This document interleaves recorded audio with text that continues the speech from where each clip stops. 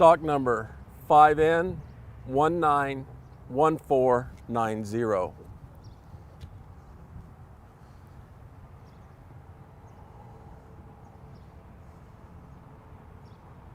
Hi, I'm Larry with Transwest Truck Trailer RV. We're located in Frederick, Colorado. That's just a half hour north of Denver, right off of I-25. Today we're going to do a couple of things. We're going to look at a brand new Freightliner M2 106, and we're going to talk about some safety things, and I'll prove to you how this vehicle is superior in terms of safety compared to a pickup truck. So as we get started, this is a 2020 Freightliner M2 106. The conversion is Summit Hauler. It comes with a Cummins 8.9 liter engine. The transmission is Allison 3200 TRV. It comes with 350 horsepower. So as we get going, as you notice, we have it hooked up to an 8-horse trailer. So I know we're getting into summer, and a credit to the horse industry, I realize that there's a lot of horse shows going on that aren't sanctioned. And I know that you guys are still finding a way to make them work. We're getting out, we're participating, which is really a credit to you and your industry. So as we get going, we have an 8-horse trailer. Well, I just happen to have a vehicle here that's perfect to pull it down the road going to your next show. Now, there's a couple of things that make this substantially safer than a pickup truck.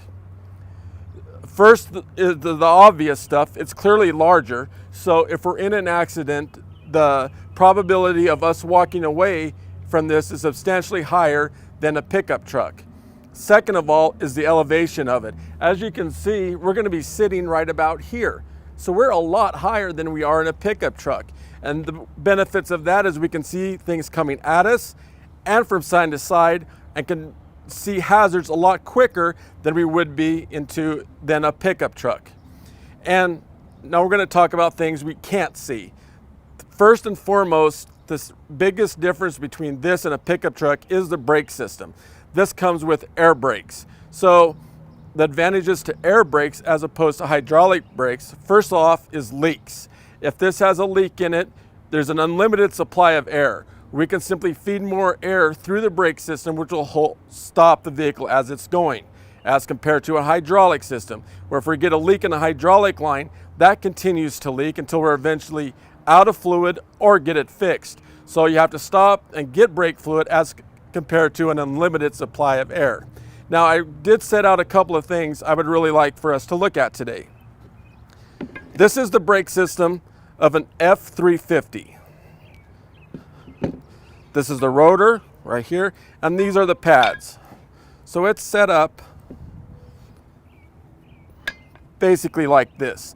Hydraulic fluid feeds it, and it pinches together to stop. So in this scenario where we have 8 horses behind us pushing us, and say we're coming down a mountain or going over a hill, this is all we have to stop us. Now let's compare that to this. This is the drum, these are the shoes. So let's look at that. Right here is a real life comparison. Now you tell me, which would you rather be in? A vehicle with 8 horses behind you that has this to stop you? Or a vehicle with 8 horses behind it pushing it, having this to stop you?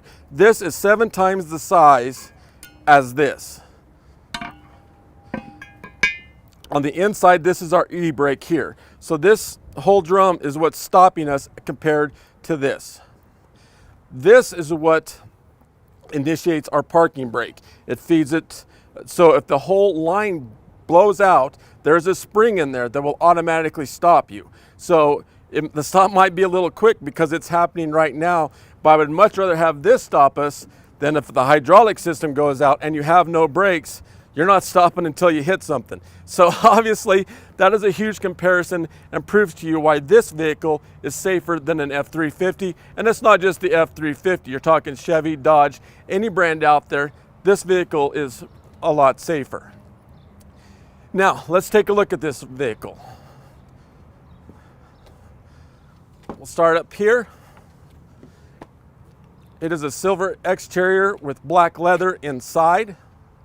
The seats are both heated and cooled. It has a lumbar system in it to fill air into your back as you're going down the road. This is where we start the truck, similar to semis. So especially in the winter time, we can start that from right there and let it warm up a little bit before we get in it. As we start to walk back, here's our fuel tanks. There's one on each side, both of them holding 50 gallon. Here's our DEF. We put DEF in here, and the maximum of that is 6 gallons. It's a 6 gallon tank. As we look here into the back seat, we'll see an incredible amount of room. From here, we can get a good shot of the DVD player. In addition, like all haulers, the back seat does make down into a bed. Right here is the button that does that.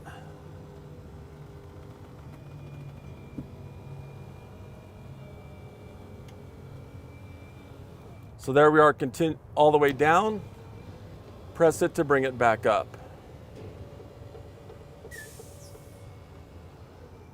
Very, very simple.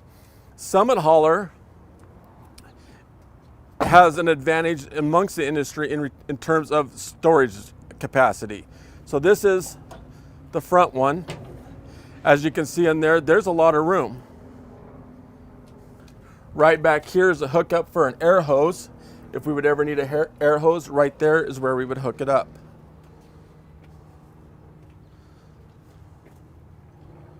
The second compartment is right there. And there's nothing to divide these two. It goes all the way through.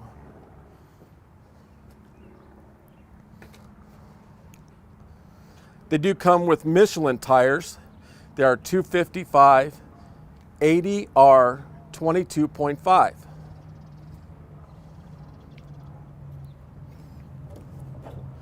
Here is the rear storage.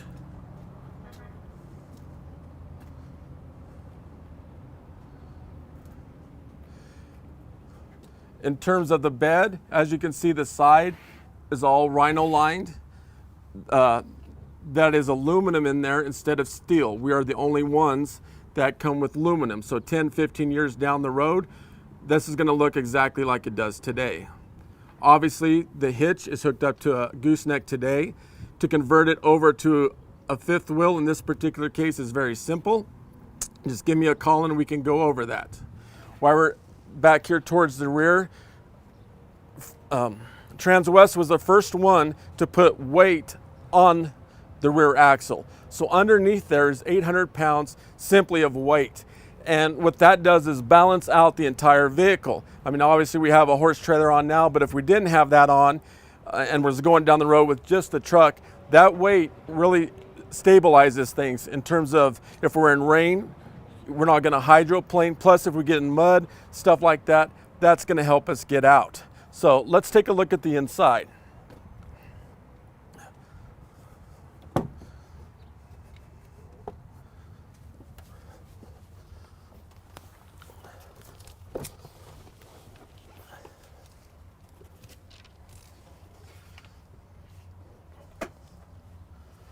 So as we kind of look at things here from top to bottom, here's our air horn. And then as we get into the gauges, the top left, that's our oil pressure gauge, water, and down at the bottom is transmission.